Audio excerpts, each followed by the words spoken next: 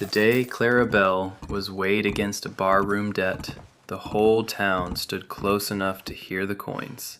19 years old, one carpetbag, a father who would not look her in the eye, and a trapper from the high ridge with 5 children nobody in Ash Hollow could control. The women in town gave her 7 days before she came limping back down the mountain. The men gave her 3. They were all wrong, because Clara did not come back broken. She came back with the mountain standing behind her. $91.35. That was the number written beside Clara Bell's name in Enoch Pike's account book. The ink had soaked into the paper so deeply it looked bruised.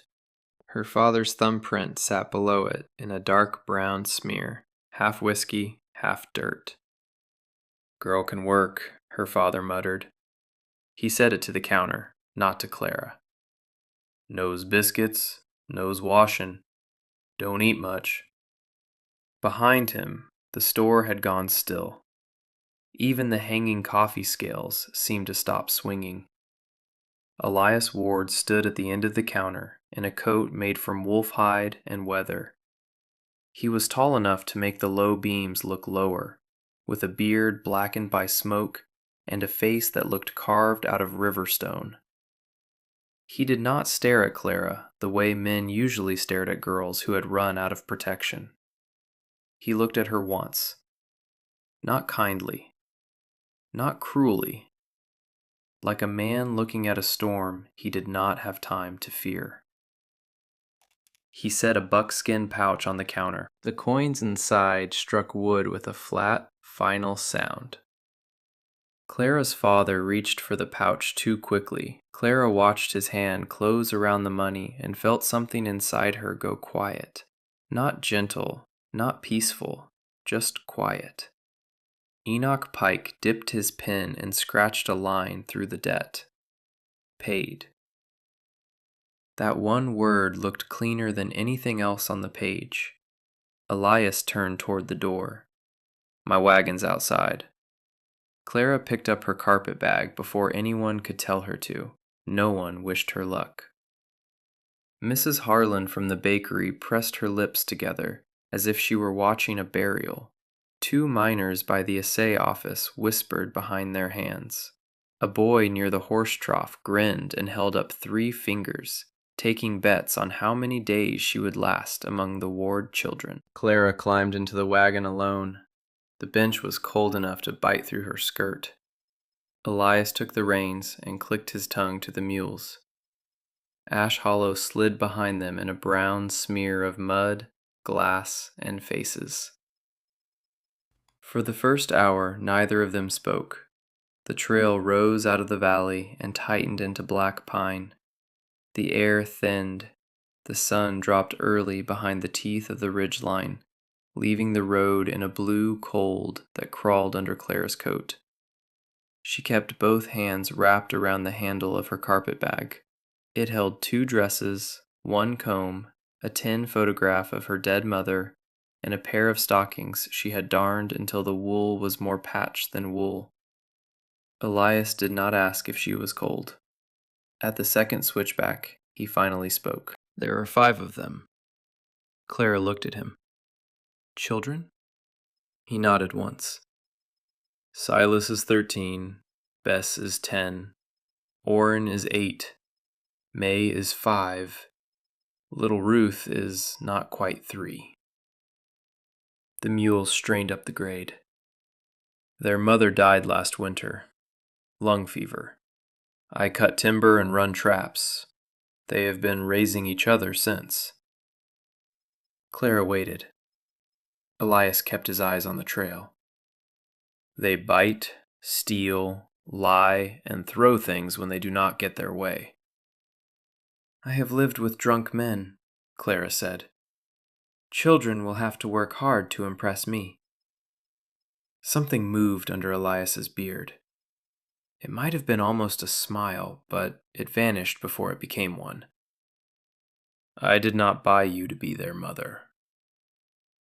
The words landed hard. Clara stared at the darkening trees. "No," she said. You bought a pair of hands. Elias's jaw tightened. That is not what I meant. It is what was paid for. He did not answer that. The wagon climbed for another 2 hours. By the time they reached the ridge, night had begun to fill the timber. The cabin sat in a clearing under the slant of a granite wall. It was longer than Clara expected, built of dark logs, chinked with clay, with a lean-to on one side and a smokehouse sagging on the other. A single yellow strip of firelight shone under the door. Then the door flew open. 5 children stood there as if the cabin had spat them out.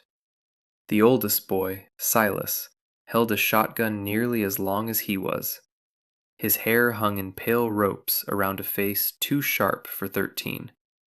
Beside him, Bess had a butcher knife in one fist and a baby's rag doll in the other. Orrin crouched behind a split log bench with a slingshot drawn. May's feet were bare in the frost. Ruth sat on the threshold chewing a strip of leather like a pup. They did not look motherless. They looked lawless.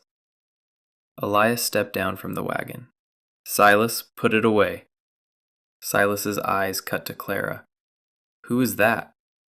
Clara Bell. We don't need her. Maybe not, Clara said before Elias could answer. But I need a fire, and you are standing in the doorway. Bess lifted the knife a little. You ain't our ma. Clara stepped out of the wagon, carpetbag in hand, and met the girl's stare. I never claimed to be.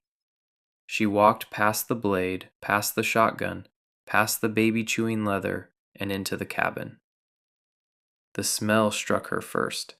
Sour milk, old ash, wet wool, urine, spoiled meat fat, smoke that had nowhere clean to go. The room was a battlefield of tin plates, broken corn cobs, dirty blankets, boot mud, and feathers from a ripped mattress. A pot hung over embers so low they were nearly dead. The table leaned on one leg. The floor was packed dirt and filth. For one terrible moment, Clara saw herself from above. A girl traded for $91.35. A stranger in a house that hated her. A debt mark with a heartbeat. Her chest tightened. Run, some small part of her whispered. Run before the snow comes.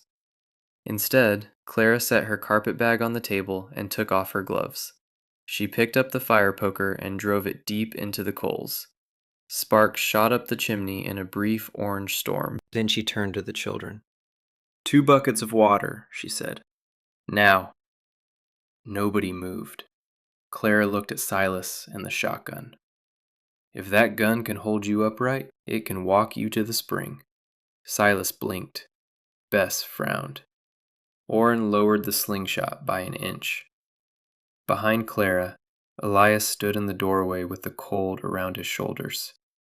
He said nothing. He only watched. Clara lifted her chin. And if no one brings water, no one eats. That was the first law she gave the ridge. The second came before dawn. No child carried a blade at the table. The third came after May tried to feed a dead mouse to Ruth. Nothing from the floor went in the baby's mouth unless Clara put it there. The Ward children fought every law. They fought with dirt, with silence, with hidden matches, with spoons thrown into the ash bucket and boots dropped into the water pail. They fought with locked jaws and narrowed eyes, and a dozen small cruelties born from grief and neglect. Bess smeared soot across the clean side of a blanket. Clara had spent an hour beating against a pine trunk. Orrin stuffed a frog in Clara's apron pocket. May screamed whenever water touched her hair. Ruth cried until Clara's ears rang.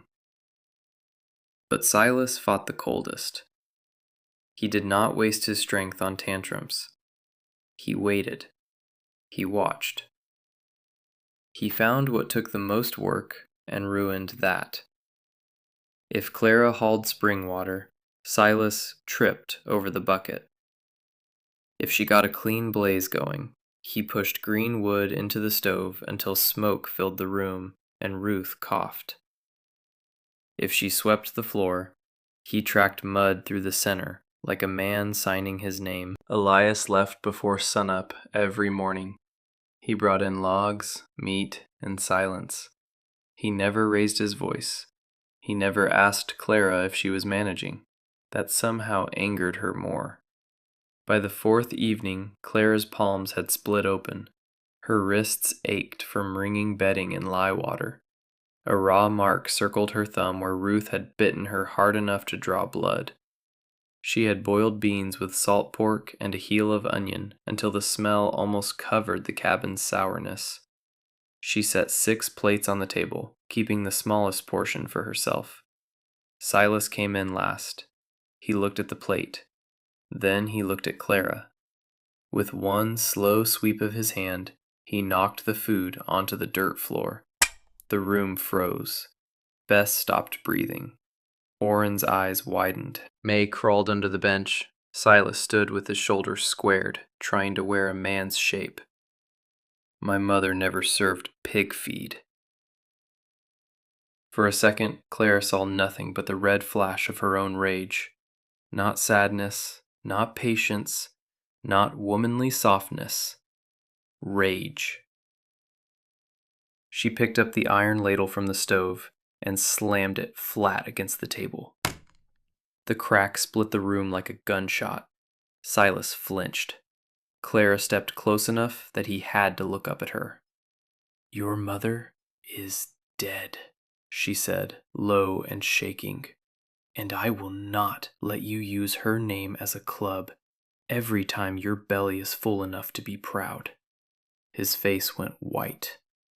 Clara pointed at the beans. "You will clean that floor." Silas's mouth tightened. "And tonight," she said, "you will go hungry." His fist closed. Clara leaned closer. "Try me." The door opened behind them. Cold air swept through the cabin. Elias stood on the threshold with an axe in his hand and snow dusting his shoulders. Nobody moved. Clara felt the whole room waiting to see what kind of man he would be. Elias looked at the spilled beans, then at his son, then at Clara's bleeding hands. He stepped inside, set the axe by the wall, and sat at the table. He took a spoonful from the pot, chewed, and swallowed. "Too much smoke on the pork," he said. Clara did not breathe. Elias looked at Silas. "Clean the floor before it freezes."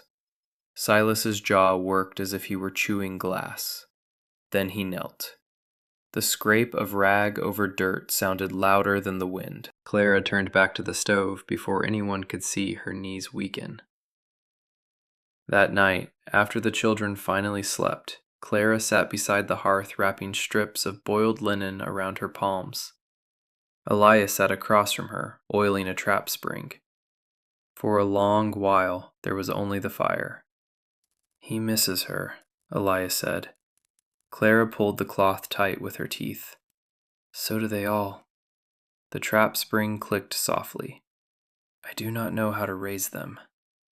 "No," Clara said. "You know how to keep them alive." He looked up. The fire put light in the hollows of his face. "That is not the same thing." No. The word hung there. For the first time since she had arrived, Elias seemed smaller than the mountain. Clara looked down at her bandaged hands. "My father called me useful. Pike called me paid. Your children call me not their mother." "And what do you call yourself?" She almost laughed, but the question had no mockery in it, so she answered the truth. "Unclaimed." Elias set the trap aside. "My name is Elias," he said. Clara glanced up. "You have called me Ward since you got here." "You bought me, Mr. Ward." His face tightened as if she had cut him. Then he nodded once. "I paid a debt. That does not make you the debt." Clara stared at him. Outside, the wind rubbed pine branches against the cabin roof. She wanted to believe him. She did not. Not yet. Winter came down hard before Thanksgiving. The ridge did not receive cold. It made it. It pushed through the cracks in the cabin walls, stiffened the wash on the line, froze milk in the pail, and turned breath into white ghosts over the sleeping children. Clara learned the labor of surviving by weight. A bucket of water weighed one thing at the spring, and twice that halfway up the slope. A log weighed more when your fingers were numb. A crying child weighed most when you had not slept. She patched mittens from old flour sacks. She salted venison until her hands smelled of blood for days. She learned where Elias hid dried apples for lean weather, and how long one candle stub could be made to last if you trimmed the wick with a sewing needle. The children changed slowly. Not sweetly, not all at once. Slowly. Bess stopped hiding the matches after one morning without fire left everyone's teeth chattering. Orrin began leaving kindling by the stove without being asked. May allowed Clara to wash her hair if Clara told the story of the one-eyed fox. Ruth started sleeping with her fist closed around a strip of Clara's apron. Silas remained apart, but he watched differently now, less like a guard, more like a boy trying not to need anyone. The sickness came in January during a storm that erased the trail. Elias had gone to check the high traps before the weather turned. He was supposed to be gone one night. By the third, the snow had climbed the windows.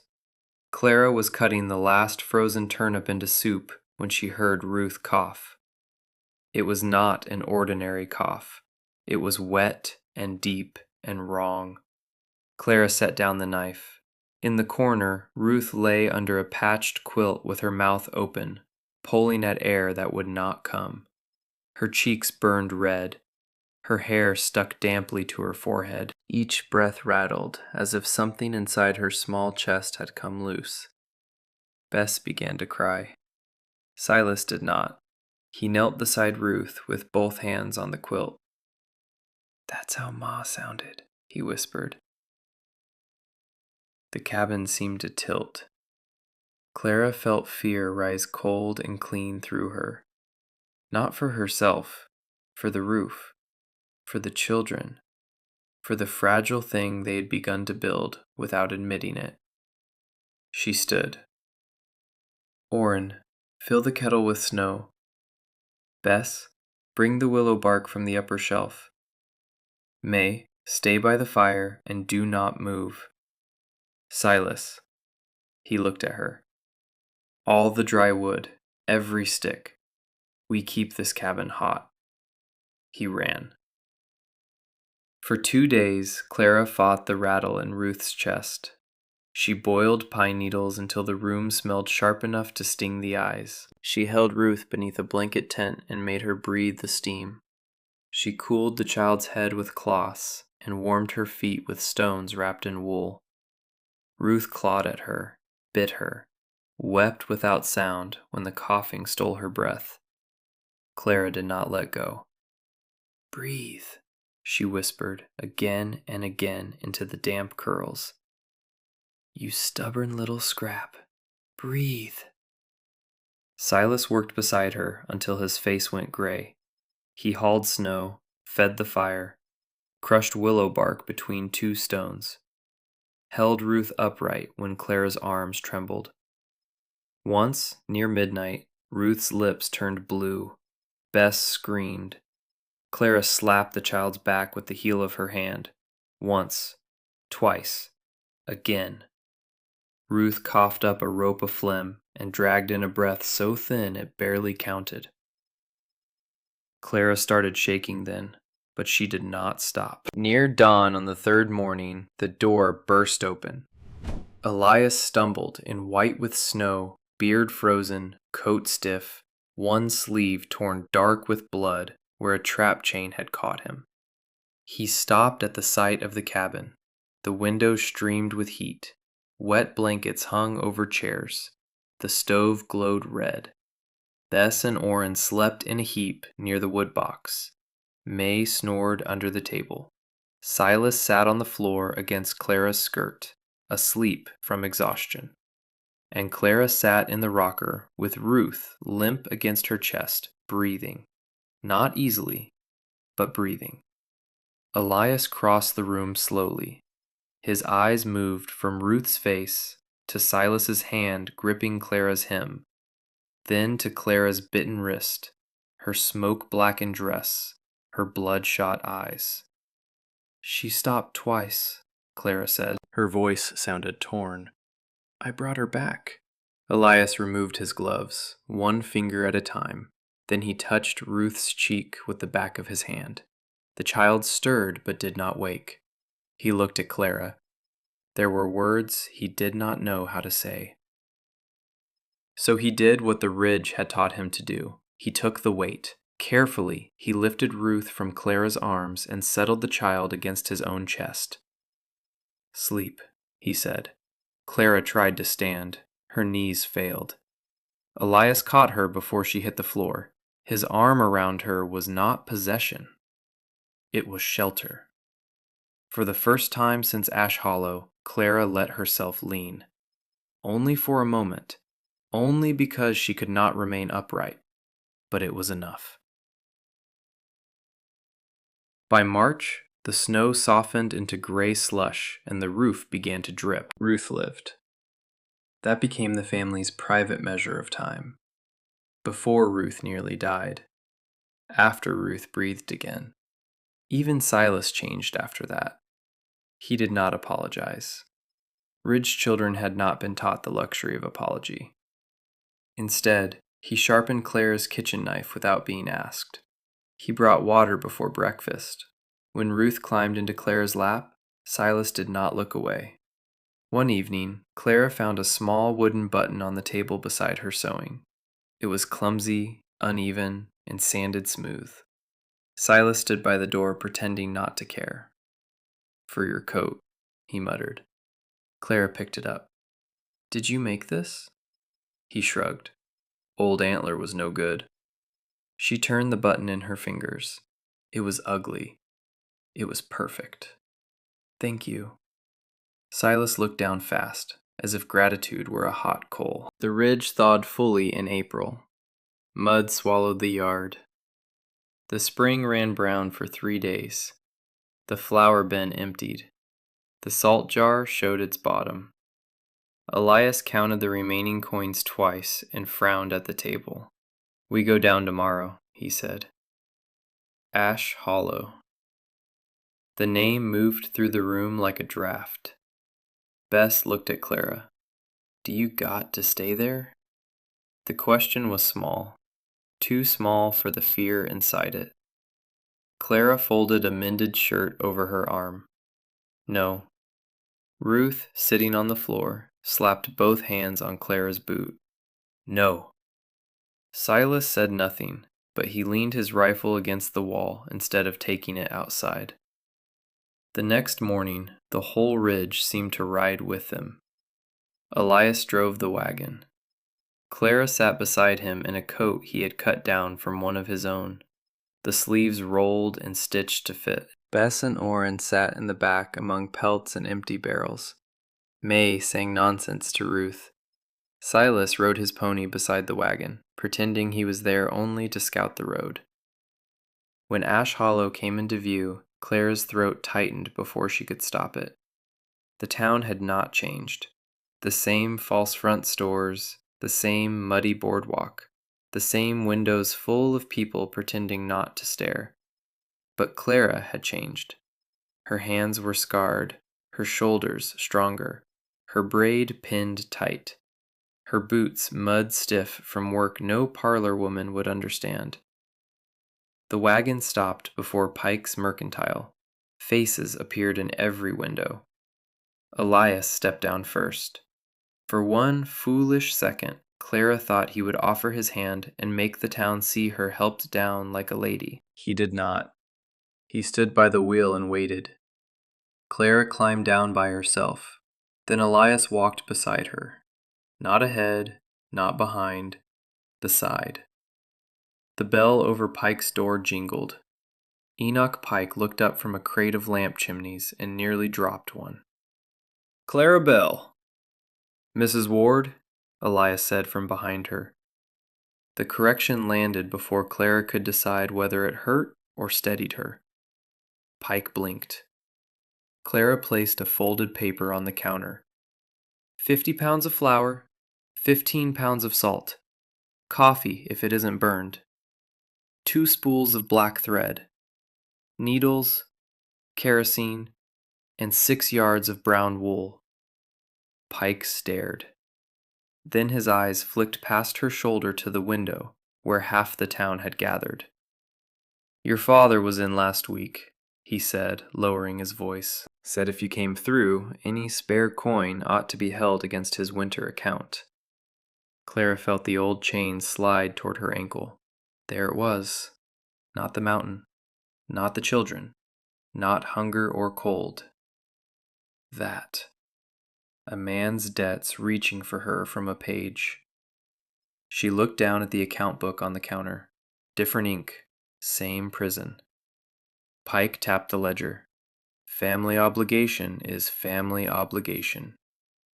Clara opened the paper she had brought. Inside were 3 receipts. Pelts sold to a trader passing through the ridge. A cured deerskin Elias had not trapped. 2 dozen mended grain sacks Clara had stitched for a saw crew and charged for by the seam. Her money. Small. Earned. Real. She set the receipts beside Pike's ledger. "My father sold what claim he had," Pike swallowed. Clara's voice stayed level. "You wrote it yourself." The store went so quiet the stove ticked like a clock. Pike's mouth opened. Before he could speak, a voice came from the doorway. "Josie Bell always did have a tongue when someone fed her." Clara's father stood there, hat in hand, face puffy from drink and winter. He looked older, but not sorry. Every muscle in Clara's body went hard. Elias shifted beside her. Not forward, just enough for the floorboards to complain. Clara lifted one hand without looking at him. Elias stopped. Her father saw it. So did everyone else. The trapper from the ridge, the man they had whispered about for years, had stopped because Clara Bell raised a hand. Her father's face changed. Only a little, but enough. "My name is Clara Ward now," she said. His lip curled. "That's so." Clara looked at the ledger, then back at him. "I came for flour, not permission." A laugh flickered outside and died quickly. Her father stepped closer. "You think a cabin and a pack of dirty children makes you better than blood?" Clara felt the old fear in her belly. Then Ruth's voice rang out behind her. "Clara!" The child had wriggled from Bess's grip and was reaching both arms over the counter display, face bright, cheeks round with life. Bess caught her before she toppled. Orrin pressed his nose to the candy jar. May waved a rag doll. Silas stood outside by his pony, eyes fixed on the door, one hand resting near the rifle in its scabbard. 5 children. Alive, fed, watching, waiting. Clara looked at her father, and the fear drained out like water through gravel. "No," she said. "It made me necessary." Elias placed the coin pouch on the counter, not in front of Pike, in front of Clara. Heavy, trusting. "Pay him," Elias said. The town saw it. Pike saw it. Her father saw it most of all. Clara counted out the money herself. Flour, salt, coffee, needles, wool, kerosene. Then she pushed the coins across the counter. "For my household." Pike nodded too quickly. "Yes, ma'am." Ma'am. The word traveled through the store like a match dropped in dry hay. Clara's father stared at her as if she had stepped out of a grave wearing someone else's name. When Pike handed over the receipt, Clara took the pen from his inkstand and signed it in a clean, firm hand. Clara Ward. Not a debt, not a daughter to be traded twice, a woman with a ledger of her own.